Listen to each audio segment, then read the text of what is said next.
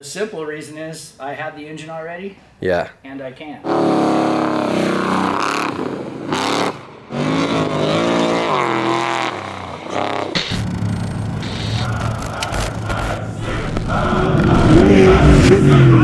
We're back. Yeah, we are. Hi, Rob. How you doing, bud? We wanted to go in depth about this thing, and I saw it last time, and we talked about it a little bit last time. A little bit, yeah. But we didn't cover it, and I think that it's special enough that it just needs its full episode and attention.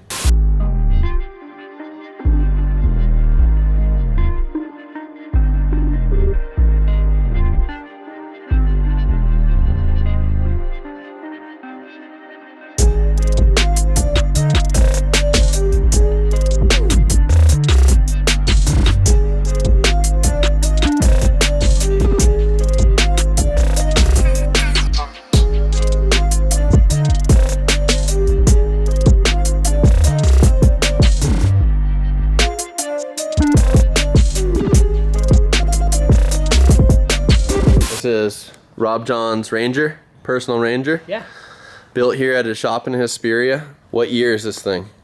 89 cab. 89 cab. And when you got this thing, I mean, what was the plan? I was having dinner with my brother-in-law, and he's like, hey, I know you want to build a pre-runner, I'm getting rid of the Ranger, so he just tossed me the keys. About a year and a half later, I tore it apart, and I bought some unequal length cambered beams from Steve Herrera with the billet beam ends. And Steve Herrera is another, he's a Hesperia local. Yep. I think he might have had ties with C&D Fabric. Yeah, totally. They built all his stuff. Yeah, he had the corpse grinder. He got the corpse grinder from Danny.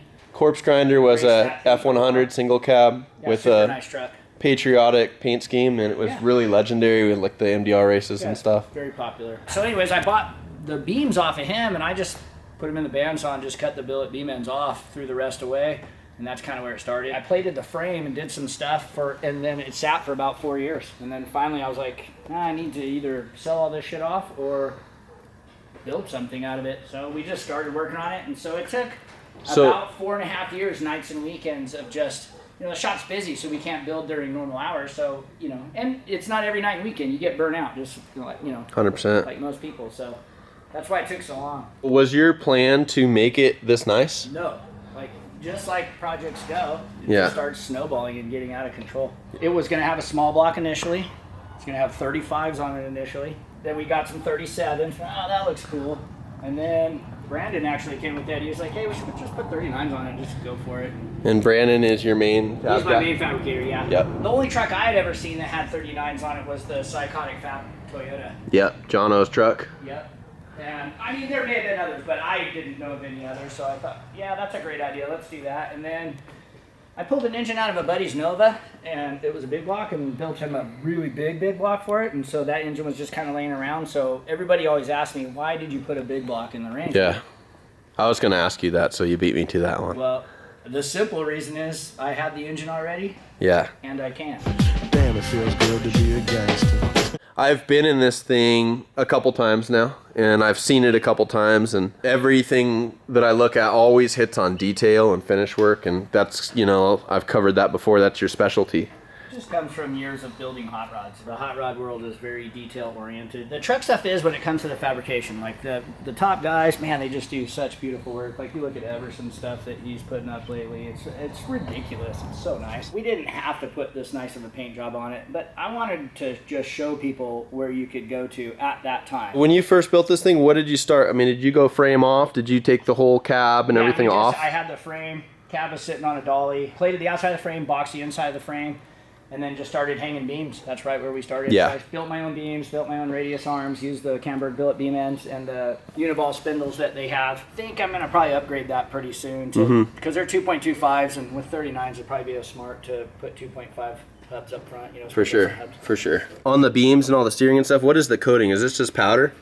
No, so all the suspension nickel? stuff is nickel plated. Okay. Yeah, it's called brush nickel. Yeah. So, and Pentrate down in LA does that stuff for us. They do a really good job. They're cool about it. And then what steering are you doing on here? I mean, do you have PSS, or what are you running for a box? Actually, I bought a Howe box before I knew about Charlie Light Power Steering Solutions, which nothing wrong with Howe. I'm not saying anything, but you know, Charlie's my friend now, and he's in Yeah. my backyard here. You know, Yeah. he lives literally. Well, his business is about 15 minutes away from me. So it has his ram, his pump, you know, the TT pump, and his anti-spike valve, and Yep. I think I have a Lee. Because Yeah, you got a full cocktail. Yeah, this build took so long, so I was just kind of buying parts as I went. So Sure. I have a Lee power steering reservoir, a Howe box, and the rest is Charlie. The whole thing, the whole truck is so packaged and detailed. It looks like a, you know, like a show car or a hot rod, and it's just as functional. And when we went to TCB Ranch, got the opportunity to ride in it, and it performs just as good as it looks. And I think a lot of trucks, when you see them like this and they're finished at, you know, at this caliber, you wonder, does that thing run as good as it looks? And it does.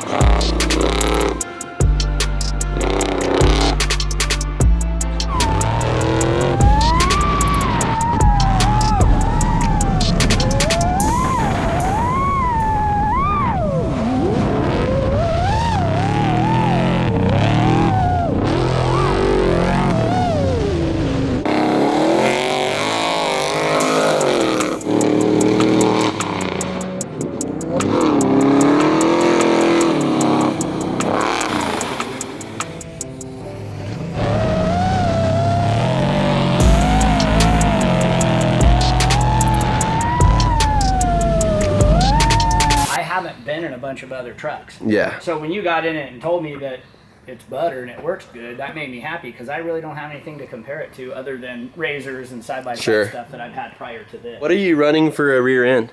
So I bought a Camberg chromoly center section, just the center, and I don't know, probably 10 years prior to putting it together, I used to put my order in with North American Off-Road for all my chromoly. Yeah.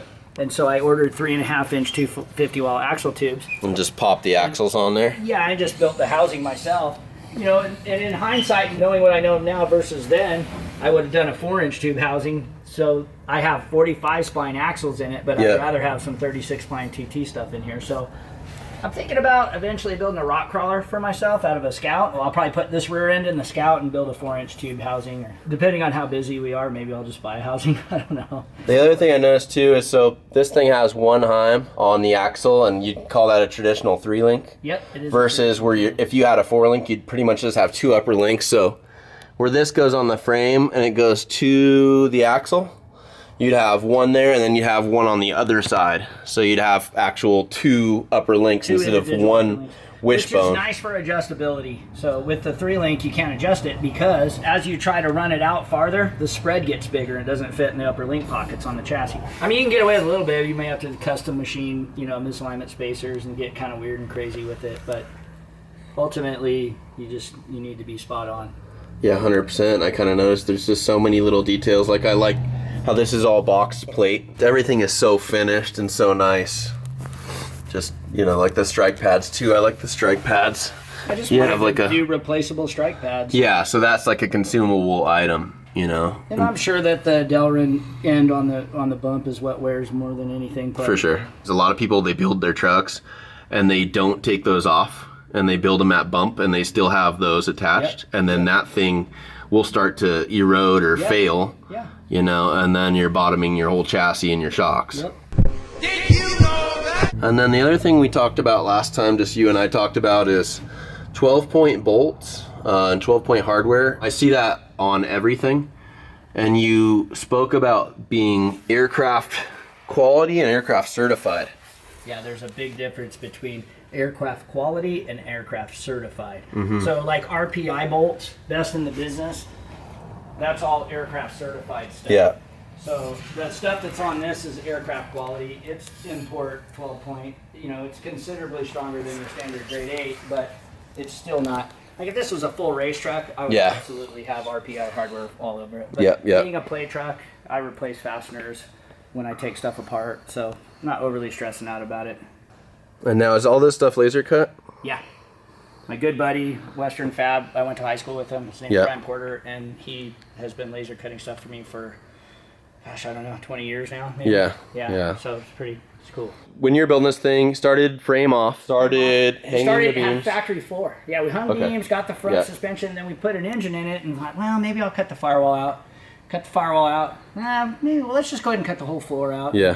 You know how it starts. So next thing you know, you're cutting body mounts off that you originally were intending to keep. And we've been doing, tin work for many, many years on the drag car. So it kind of comes naturally to us to close this thing out. Yeah, and it makes it easier to do. It makes it an easier decision if you... Yeah. If you start deleting all the factory stuff and it you makes have a lot of room, and you get to 100%. Start with a clean canvas. You get to place stuff where you want. You're not working around a factory floor. It ends up, I think, being easier in the end. So what is the track width on this thing? 90 in the front, 88 in the rear. And your wheelbase? 125. 125, so that's pretty trophy trucky. Yep. If that's a word. Excuse me, what? I mean, the glass, too. The glass is custom, right? So McQueen bedsides. Mm-hmm. And so what I did was I modified, I have this piece bolted to the cab. I have it stood off the cab about 100 thou. That way it's not rubbing on the cab itself. So that's pretty much the only mod we did to the rear fenders. And then the front is McNeil, but McNeil doesn't make this mini fender for a rain gutter. So we made this, we took what we had and modified. I think it had a big gap right here, and we filled it all in. And we did more fiberglass work than I ever thought we would do. Yeah, that's kind of the standard with a lot of the, some of the off-road fiberglass you run into. All the stuff was nice quality. Issues. It wasn't what I needed it to be. So, but that's the only thing. The hood's totally stock from McNeil, and I think it's both McQueen and McNeil, they make super nice stuff. Yeah, I'm sure it's dirty under here. I haven't cleaned it in a while, so I'll have to apologize for that right out of the get-go. It's not bad. Just watermarks. That's an off-road truck. It's supposed to be dirty. But I mean, all the finish work, this is classic kind of RJ stuff. Just everything is very sanitary and finished. Well, I like to close it all out, force all the air through the radiator. I have a bunch of cool little things, like the condenser for the air conditioning. I have it laying down right here, and then I have a scoop and a fan in the scoop. Like a shroud. So it takes all of the heat, all the air goes across that condenser, and it exits out the bottom below the radiator, so it doesn't saturate the radiator with any of the heat. And then I have the power steering cooler and the engine oil cooler off to the side, so as all the air goes through the radiator, it's also pushing off the sides, and so nothing's saturating something else in front of it. Yeah. So when we put it together, everything was brand new. There wasn't anything in the way. The power steering system wasn't on. All that stuff wasn't on it. So to get it out, you literally wedge it out of there. It's crazy. The valve covers are just dragging on the mounts, and it just barely comes out of there. Yeah, I mean, it's just so packaged that it's hard to even see that there's a big block in there. I mean, everything has it. Well, there you go. You can definitely see that. Yeah, that's right there. The first year we finished our After Off-Road Expo, I probably could have gotten it on the platform for Ford at SEMA show, up on that big platform they have. But it had a Chevy engine. They were not about it. And I told them, I said, you can't even see the engine at all. So what are the specs on your engine? So it's, and I can't remember if it's LS6 or LS7 they called them back in the day, but it's an over-the-counter purchase engine in 1976 that you would buy if you were building a drag race car. Well, what's the cubic inch? So it was a 454, so it's 30 over, so it's 460 inch. Chris Straub designed the camshaft. My buddy Jeff Ballinger built the engine for me. It has airflow heads. I think we have SRP pistons, Carrillo rods, Eagle. We actually had a crack in the crankshaft when we freshened it up this time, so now it has a new Eagle crank in it. Fast Gen 2 fuel injection system with the Edelbrock manifold. And what's the dyno numbers, do you know? So it made 681 on Pettis' to the wheels? engine dyno. No, to the flywheel. Oh, just the engine dyno? I haven't dynoed it yet on the chassis dyno. As soon as I get my dyno up and running, this is one of the first things I'll dyno. So I'll be happy. Maybe we made 430 to the wheels. You can see all the 12 points everywhere, so that's the steering box in there. I wish this thing would, there we go. Just everything has its place. I actually messed up two fasteners, so I have a standard catch right there. I just messed that up assembling it, so I just need to order another 12 point for it. And your shock package you're running, is that a 3? So a 2.5 and a 3? Things you learn as this is pretty much the first off-road vehicle. Well, it's the second one we built, but bigger shocks. Always go with the biggest shocks you can possibly get your hands on. So this has 3.0 and 2.5 in the front, and I really wish I had a 3.5 and a 3.0. And it's not, and I can't upgrade to it because it crashes as it droops out. All this stuff will crash into the chassis if I go bigger. So because of the chassis design, I'm limited to what I have there. But the back, I will upgrade to bigger stuff because I have a 3.5 and a 2.5 in the rear. So I'll go 4.0 and 3.0 coilover and bypass. Yeah, it's just been a thing of progression, but I think with running a bigger shock, it just gives you more longevity for whatever you're going through. So you can get through a whoop section and big stuff with a smaller shock package, but you can't do it for as long. So things will fade. You'll get shock fade. Well, and another thing too is, you know, and it's zero fault of SDG, but I actually bent a rear shock shaft, and it's just due to the fact that this truck weighs 6,200 pounds. And when I'm being really, really hard on it, that 1-inch shock shaft isn't, you know what I mean? We need an 1.125 or an 1.25 shock shaft to help it out. I think it's 26 or 27 in the rear, and it's 20 in the front. I like all the gloss on the panels too. Well, my thought was touch. easier to clean it off too. For sure. When it's matte, it seems like it just holds more dirt. Yep. Clean off. So. Want to look inside this thing? Sure. Open her up. It's always a freaking joy to see Rob and to see the amazing Darth Vader Ranger. We're gonna head to Mexico real quick, and there's some jump. Dude, no on the matter highway where to we go, Mexico is always so close to us.